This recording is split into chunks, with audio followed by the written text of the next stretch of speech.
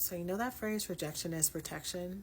I think that when you're healing from love addiction or being in trauma bonded relationships, this is absolutely the phrase for you to live by.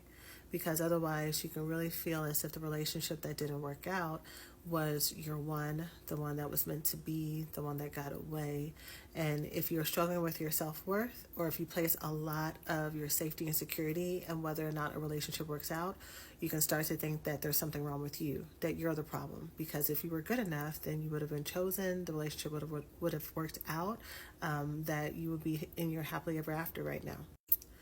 But when you have unresolved trauma that has affected the way that you pick partners, it affects the way that you see red flags, the things that you excuse,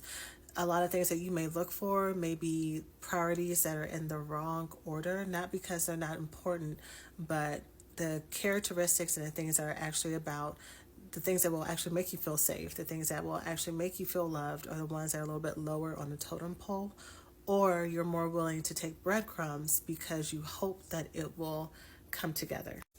instead of realizing and standing in that you are worthy of the love that you want right now. For those of us who have felt rejected often, or we have put ourselves out there often in relationships, it's easy to feel jaded. And so in this week's podcast episode of Black Girls Heal, I believe it's episode 241,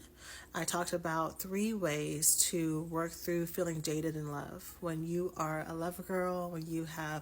love, when you want companionship, but right now you're just kind of over it, I talk about 3 things that you can do to work through that. So go ahead and check it out on your favorite podcast player.